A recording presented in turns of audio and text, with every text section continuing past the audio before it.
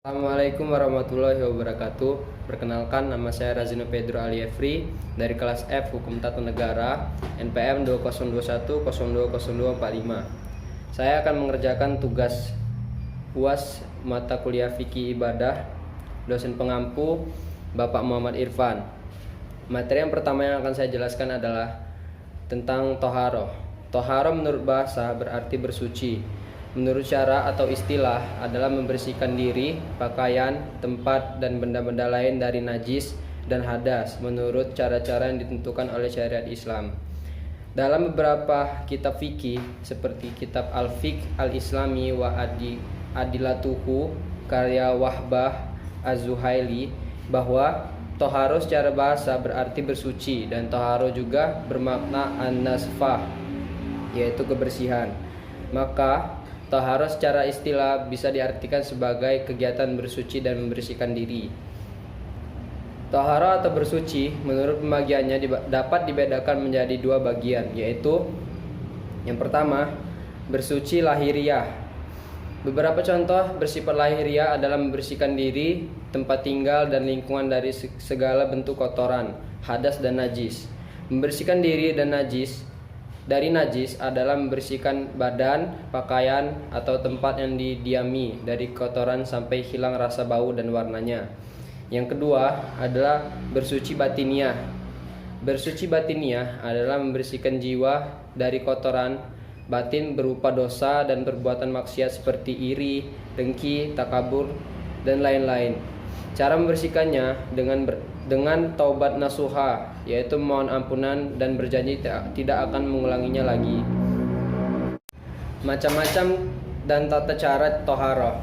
Yang pertama adalah toharoh hakikiyah, yaitu bersuci dari najis yang meliputi badan, pakaian, dan tempat.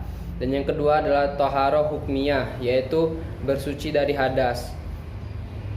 Toharoh jenis ini hanya berkenaan dengan badan yang terbagi menjadi tiga bagian. Yang pertama, toharoh kubro, yaitu mandi. Yang kedua, toharoh sugro yang berupa wudhu. Dan yang ketiga adalah pengganti keduanya dalam kondisi yang tidak memungkinkan untuk melakukan keduanya, yaitu mandi dan wudhu, yaitu tayamum. Macam-macam alat toharoh. Allah selalu memudahkan hambanya dalam melakukan sesuatu. Untuk bersuci misalnya, kita tidak hanya bisa menggunakan air, tapi kita juga bisa menggunakan tanah, batu, kayu, dan benda-benda padat lainnya yang suci untuk menggantikan air jika tidak ditemukan. Dalam bersuci menggunakan air, kita juga harus memperhatikan air yang boleh digunakan dan air yang tidak boleh digunakan untuk bersuci.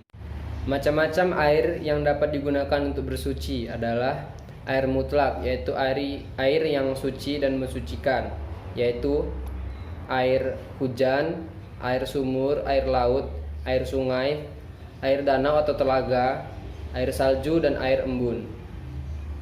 Cara-cara toharoh. Cara-cara toharoh menurut pembagiannya yang ada tiga. Yang pertama, najis ringan. Cara membersihkannya cukup dengan memercikkan air ke bagian yang terkena najis. Yang kedua, najis sedang. Cara membersihkannya cukup dengan membasuh atau menyiramnya dengan air sampai najis tersebut hilang, baik rasa, bau, dan warnanya. Yang ketiga, najis berat. Cara membersihkannya yaitu dengan menghilangkan barang najisnya terlebih dahulu, lalu mencucinya dengan air bersih sebanyak 7 kali dan salah satunya dengan tanah atau batu. Kesimpulan toharoh. Toharoh adalah bersuci. Menurut syara atau istilah adalah membersihkan diri, pakaian, tempat, dan benda-benda lain dari najis dan hadas menurut cara-cara yang telah ditentukan oleh syariat Islam. Diambil dari garis besar, berarti sebelum kita melakukan ibadah, kita harus memastikan diri kita dan tempat, pakaian harus dalam keadaan yang bersih dan suci. Materi kedua adalah tayamum. Pengertian tayamum. Tayamum secara bahasa berarti al-qasdu, yang artinya bermaksud. Sedangkan secara istilah, tayamum berarti mengusap wajah dan kedua telapak tangan dengan tanah atau permukaan bumi, sesuai tata cara yang telah ditentukan. Atau dapat dilihat dalam surat Al-Maidah ayat 6 yang artinya, Dan jika kamu sakit atau dalam perjalanan atau kembali dari tempat buang air atau berhubungan badan, lalu kamu tidak memperoleh air, maka bertayamumlah dengan permukaan bumi yang baik atau bersih. Sapulah mukamu dan tanganmu dengan tanah itu. Berdasarkan beberapa hadis, Rasulullah memerintahkan bertayamumlah kepada laki-laki yang junub dan tidak memperoleh air. Laki-laki itu berguling-guling di atas tanah. Kemudian Nabi mengajarkan tata cara bertayamum yang benar. Demikian pula wanita haid dan nifas, ketika suci dari haid atau nifasnya, dia tidak memperoleh air untuk bersuci, maka diperbolehkan untuk bertayamum. Ya, berikutnya tata cara bertayamum. Tata cara bertayamum baik untuk pengganti wudhu atau pengganti mandi wajib, sesuai dengan hadis Rasulullah sebagai berikut. Dari Ammar bin Yasir, dia berkata, saya pernah junub dan tidak menjumpai air. Kemudian saya berguling-guling di atas tanah, kemudian saya sholat. Lalu saya menceritakan hal ini kepada Rasulullah SAW. Lalu beliau bersabda, sesungguhnya cukup bagimu demikian. Beliau menepukkan kedua telapak tangannya ke tanah, lalu meniupkan keduanya, kemudian mengusapkan keduanya ke wajah dan kedua telapak tangannya. Tata cara bertayamum. Yang pertama, niat yang ikhlas karena Allah dalam hati, tidak dilapaskan. Yang kedua, menepukkan debu yang suci dengan kedua telapak tangan ke permukaan bumi dengan sekali tepukan atau usapan. Yang ketiga, meniup kedua telapak tangan. Hukumnya tidak wajib, sekedar boleh karena tujuannya untuk mengurangi debu yang menempel di tangan. Yang keempat, mengusap muka dengan kedua telapak tangan. Yang kelima, mengusap punggung tangan kanan dengan tangan kiri, kemudian punggung tangan kiri dengan tangan kanan. Yang diusap adalah punggung telapak tangan, sebagaimana dijelaskan dalam riwayat yang lain. Selanjutnya, bahan bertayamum. Bahan bertayamum adalah debu atau tanah yang bersih, tanah dalam berbagai warna seperti warna merah atau hitam. Sekiranya bercampur pasir, pasti mengandung kandungan debu. Tidak dikategorikan sebagai abu, suci dan tidak bernajis, tidak mustakmal, tidak bercampur tangan atau kapur atau pasir yang tidak berdebu. Syarat-syarat tayamum.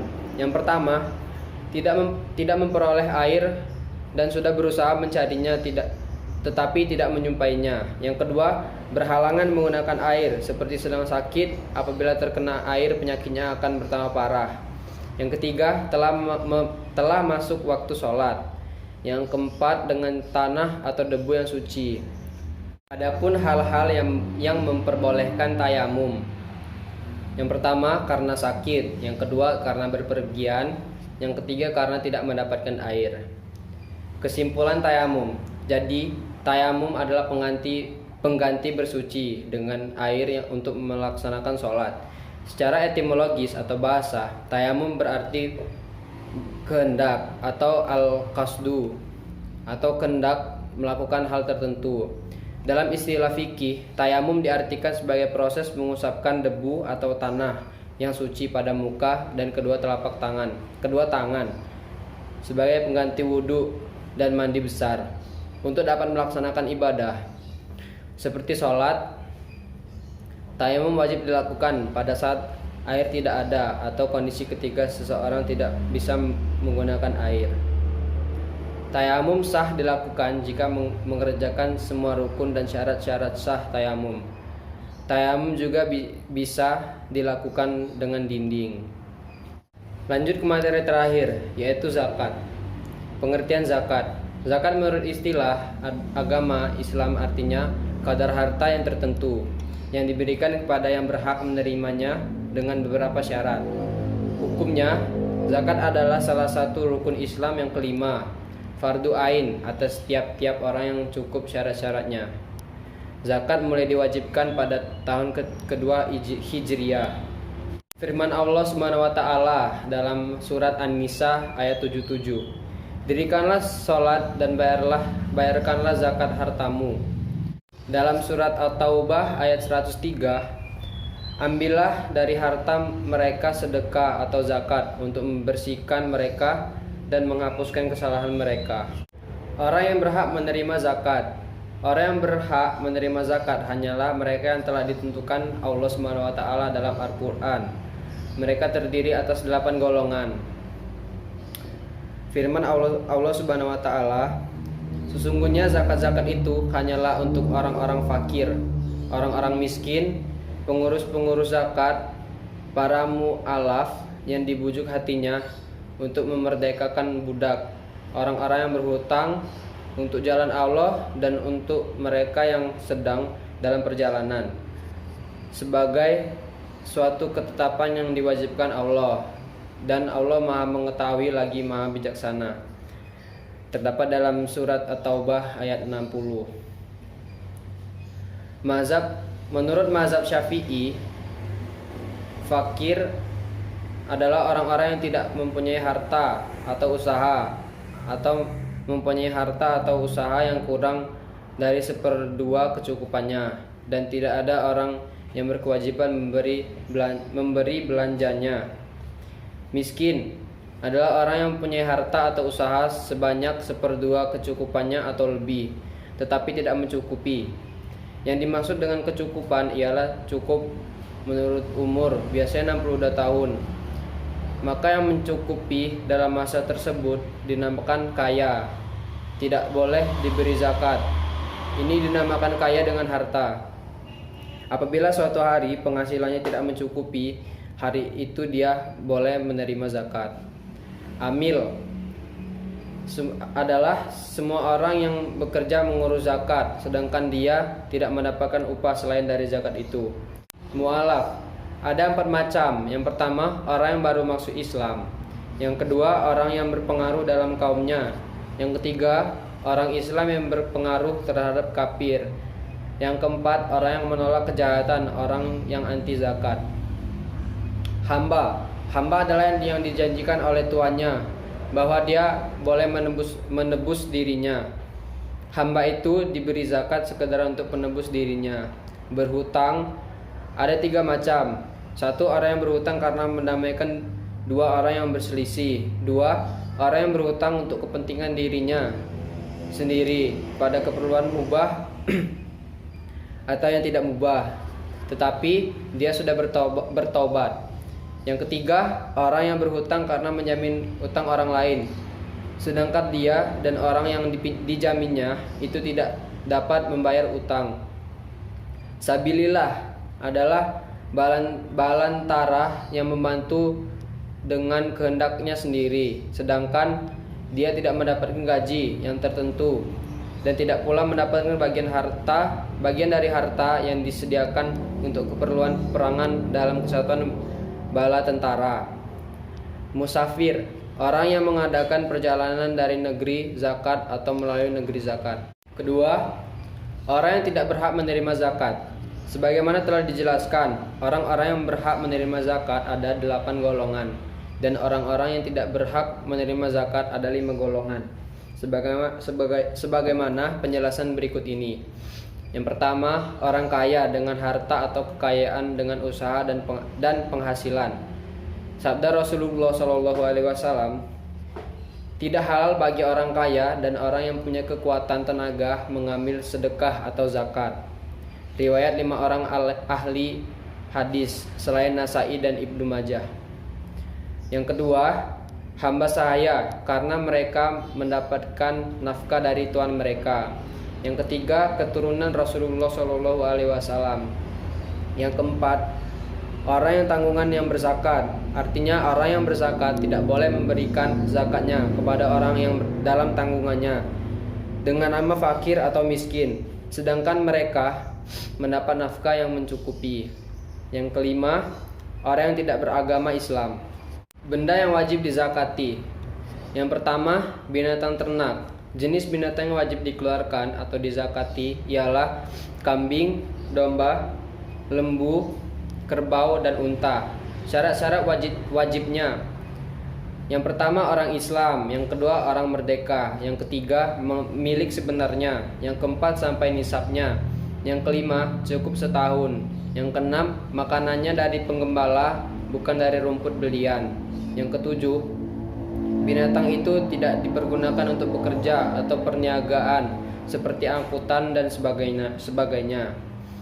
Yang kedua, emas, perak, dan uang. Syarat-syarat wajib zakat emas, perak, dan uang adalah sebagai berikut. Yang pertama, orang Islam. Yang kedua, orang merdeka, bukan hamba sahaya. Yang ketiga, milik penuh, dimiliki dan menjadi hak penuh. Yang keempat, sampai nisabnya. Yang kelima, sampai setahun. Ketiga, harta perniagaan. Syarat wajibnya, yang pertama Islam, yang kedua merdeka, yang ketiga milik penuh, yang keempat sampai nisabnya, dan yang kelima cukup setahun. 4. Barang-barang tambang dan barang temuan. Barang tambang atau pelikan yang wajib dizakati itu hanyalah emas atau perak yang didapat dari hasil usaha pertambangan atau pelikan. Adapun syarat-syarat wajib zakat barang tambang atau barang temuan ini adalah sebagai berikut. Yang pertama Islam, yang kedua merdeka, yang ketiga milik penuh, yang keempat sampai nisabnya. Tidak disyaratkan setahun dimiliki. Jika harus dikeluarkan zakatnya pada tiap-tiap selesai membersihkan bagi barang tambang dan pada ketika menemukannya bagi barang temuan. Yang kelima, zakat hasil bumi. Hasil bumi yang wajib dizakati ialah hasil bumi yang dapat menjadi makanan pokok seperti padi atau beras, jagung, gandum, dan sebagainya, serta buah-buahan dua macam, yaitu kurma dan anggur. Syarat-syarat wajib zakat hasil bumi adalah sebagai berikut. Yang pertama orang Islam, yang kedua orang merdeka, yang ketiga milik sebenarnya, yang keempat sampai nisab. Tidak disyaratkan setahun dimiliki jika wajib dikeluarkan pada tiap-tiap menuai atau panen. Selanjutnya zakat fitrah. Zakat fitrah ialah zakat badan yang wajib dikeluarkan pada setiap orang Islam, laki-laki dan perempuan, besar kecil, merdeka atau hamba. Diwajibkan membayar zakat fitrah sebanyak 3,1 liter dari makanan yang mengenyangkan menurut tiap-tiap tempat atau negeri. Orang atau badan yang wajib dizakati sebagai berikut. Yang pertama, badannya sendiri bagi setiap orang Islam, besar kecil, laki perempuan, merdeka atau hamba. Yang kedua, orang yang berada di bawah tanggungannya seperti anak, istri, ibu, dan seterusnya. Syarat-syarat wajib zakat. Yang pertama, orang Islam. Yang kedua, ada kelebihan makanan untuk dirinya dan sekeluarganya pada malam hari raya dan siang harinya. Orang yang tidak mempunyai kelebihan tidak wajib membayar zakat. Yang kedua, lahir sebelum terbenam matahari pada hari penghabisan bulan Ramadan. Anak yang lahir sesudah terbenam matahari tidak wajib fitrah. Orang yang kawin sesudah terbenam matahari tidak wajib membayarkan fitrah istrinya yang baru dikawininya itu, karena yang dimaksud dalam hadis di atas ialah zakat fitri atau berbuka bulan Ramadan.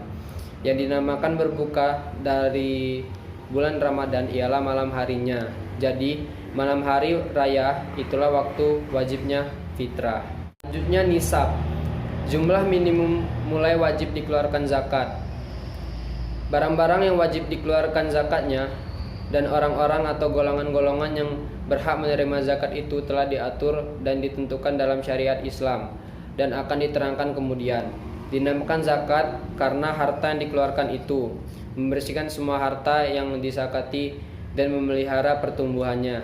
Zakat ini hukumnya wajib atau fardu, bahkan menjadi salah satu rukun Islam yang kelima.